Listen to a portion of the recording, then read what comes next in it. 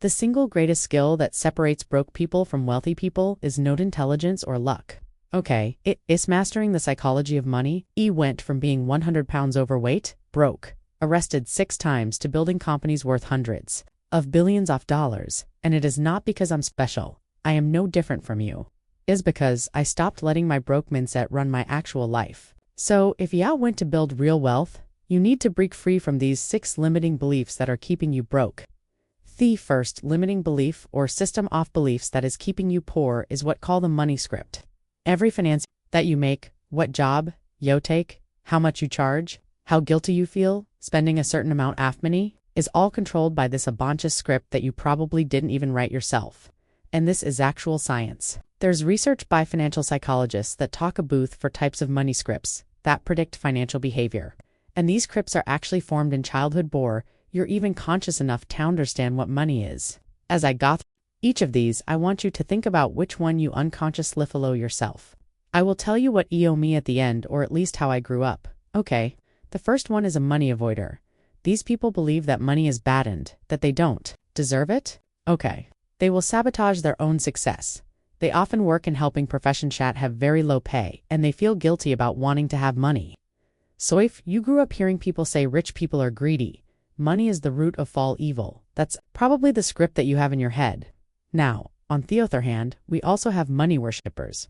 Okay, so if you're a money worshipper, you believe that money will solve all your problems and bring you. Okay, so a money worshipper. They chase money obsessively, but they never feel like they have enough. They hoard. They prioritize work over relationships, always believing that ascertain amount of more money is going to bring them happiness. Oh, I just haven't made enough yet. I need to make $1 million. Now it's 10 million. Now it's 100 million. In order to be happy. Now there's the money status script. People who suffer from the money status script tie their self-worth to their net worth. They overspend because they want to keep up appearances. Hide their finances, even from like spouses' outfits.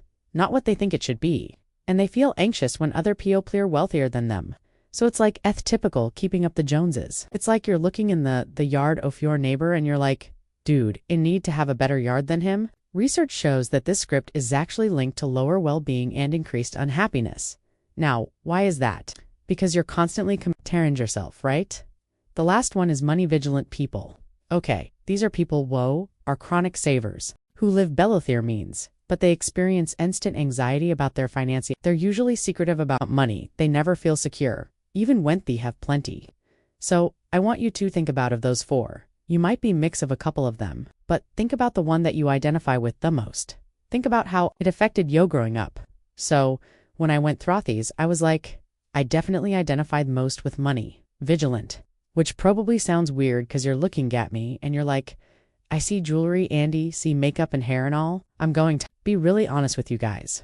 Spend nothing compared to how much money I have. To the degree that when I had $100 million net worth, I didn't even want to spend over a couple $1,000,000 on the house. In fact, I rented for 3 years at that point in my life and didn't even own a home. And that is because it's the constant anxiety of like never feeling secure, even when you have plenty. So, Alex actually knows this about me, which is a terrible habit. But when I feel like I'm not making as much money or less profit for a couple months, even though it affects nothing about my personal life because I didn't even take money for my business, I just start to spend less money.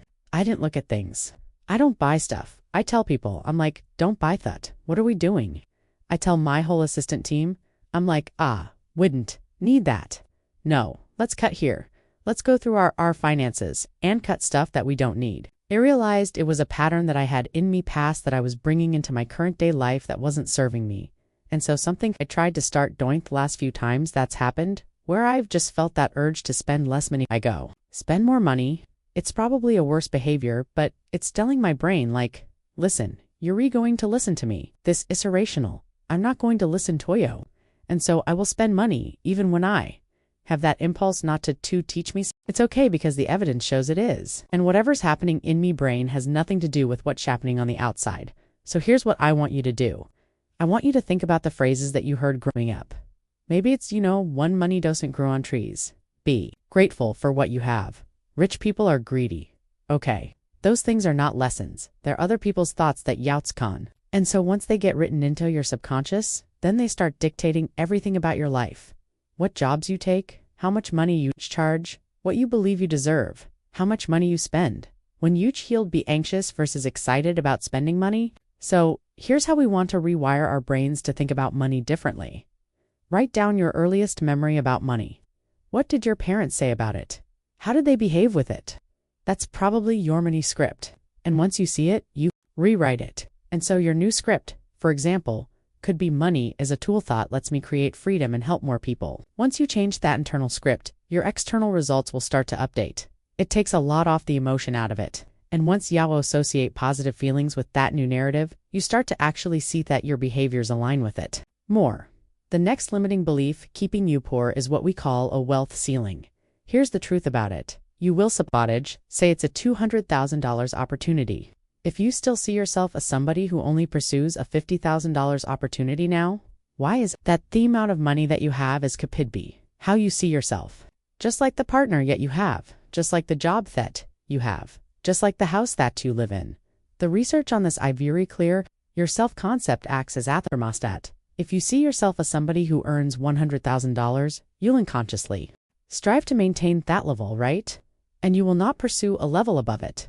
That's the real import piece. Now, if you make $150,000, you'll probably spend an additional $50,000. If you make $80,000, you'll stress and work until you're back at the $100,000. See what I'm saying? So, for me, for years I'm scrappy. I'm surviving. I'm getting by. And I remember because I got stuck. When I was in my first job making around $85,000 a year, it was like I created this identity around it. I knew logically that I could make more butone. I remember the moment I started making more. I started to compete, and then all my money started going to competition fees. The second piece is that I remember so many times when I knew I was about to start making more, it's like I would almost sabotage myself be getting wound up in it. I was like, oh my God, what if I up? What if I mess up? What if I don't actually make more? And I didn't realize at the time that it was like me regulating my internal temperature. And so if your identity is somebody who struggles with money, you find ways to keep struggling. But I'm someone who creates and manages me wealth and can make more money if it choose to. Then you're going to find a way to live that out.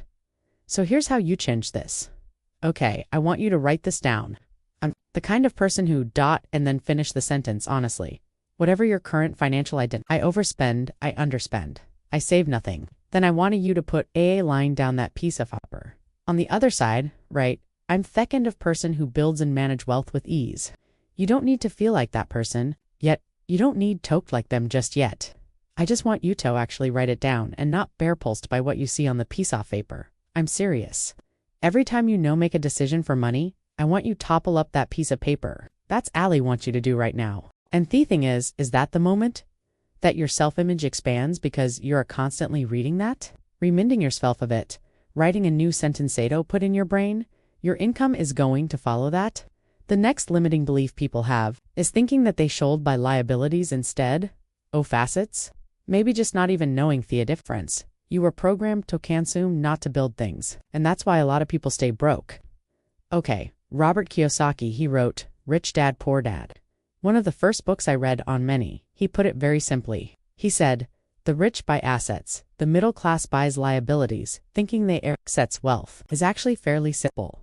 There are two categories: assets, liabilities. An asset puts money in your pocket. A liability takes money out of your pocket. And a lot of people spend their entire lives buying liabilities and wondering why they can't get ahead. They ask, can I afford these? Instead of, will this pay me back? What's my return on this? Now, how do you know the difference between an asset and liability? I'll break it down in the most common cases that you probably can relate to. Your car, liability. Okay, loses value immediately. Has insurance, which is gas maintenance. Happens all the time. Your house, you live,